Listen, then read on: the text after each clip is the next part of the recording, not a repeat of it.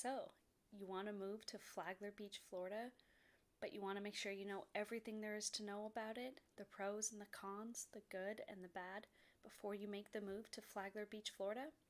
Well, that's exactly what we're going to cover in today's video. We're going to take a deep dive into all things Flagler Beach, Florida, and make sure that you're fully prepared before making the move down here. And we're going to get after it right now.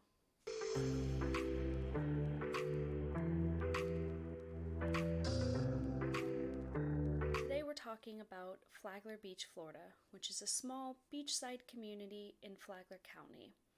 It's between Ormond and Palm Coast, or if you want to expand the areas a little wider, between Daytona and St. Augustine, and the closest cities are going to be Orlando and Jacksonville. Flagler Beach, Florida has a population of around 5,000 people, so it is a very small town.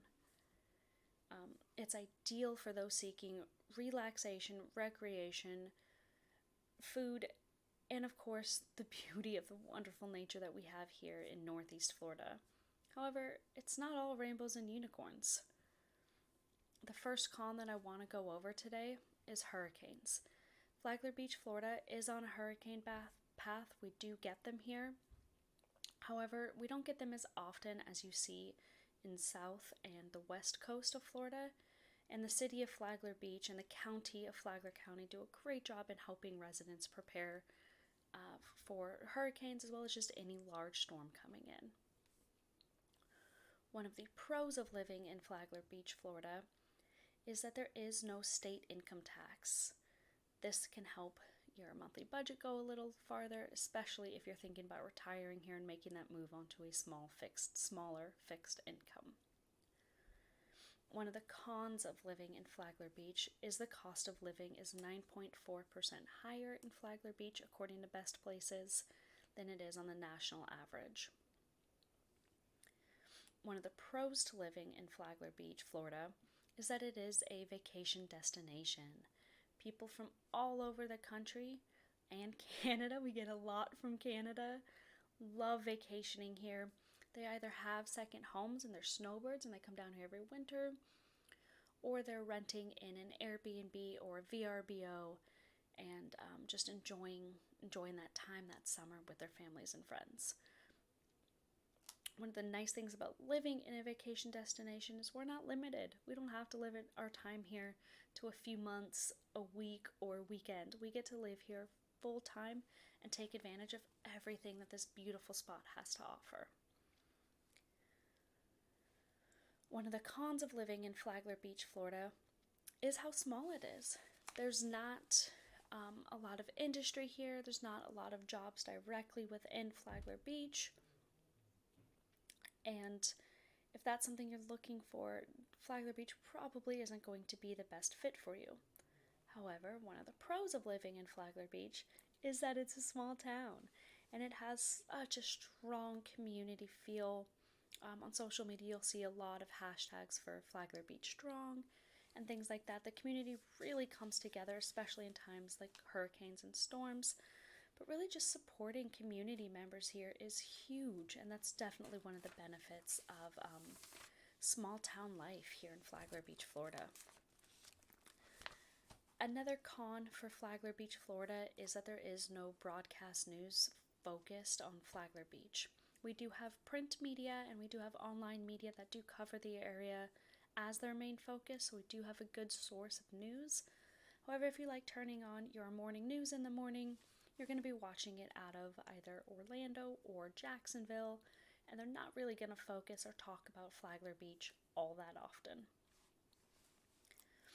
One of the big pros about Flagler Beach, Florida, is their restaurants and bars that we have here. Not only is the food and drinks incredible, but it's all right on the beach, or at least the vast majority of them are right on the beach. So you are talking about incredible views, great atmosphere, and hopefully some darn good company to join you as well.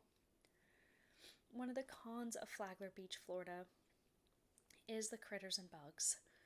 There are gators in Florida. General rule of thumb, you want to assume that any body of water, including salt water, is possible for a gator to be in there. And then we've got bugs and snakes and things like that.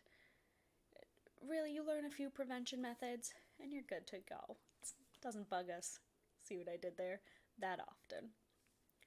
One of the great pros about living in Flagler Beach, Florida is the outdoor activities. Our beach here in Flagler Beach, Florida is one of the most popular in Northeast Florida. Phenomenal for surfing, great for beach time relaxing. We've also got the intercoastal waterway there, great for boating, kayaking, paddleboarding, and of course fishing. There's canals and lakes and streams and little ponds and lakes and rivers, and just a lot of different things we can do around water activities. There's also golfing, walking, bicycling, and just anything you want to do outdoors that isn't a snow-related activity, we can pretty much do here in Flagler Beach, Florida.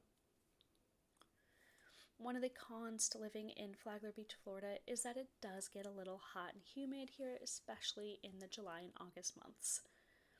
Those months I tend to stay inside a tiny bit more, but the other 10 months of the year, I am outside as often as I can be with my family. One of the biggest pros we have about living in Flagler Beach, Florida, is that there is no snow.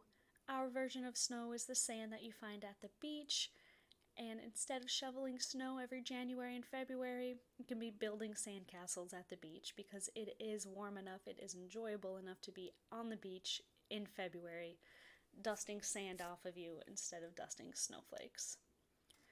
If you want to leave a comment and let us know your favorite thing about living in Flagler Beach, Florida, please do so below. And if you have any questions or you want to talk more about Flagler Beach, Florida living, then please shoot us a call, shoot us a text, shoot us an email, and we look forward to hearing from you. See you on the next video.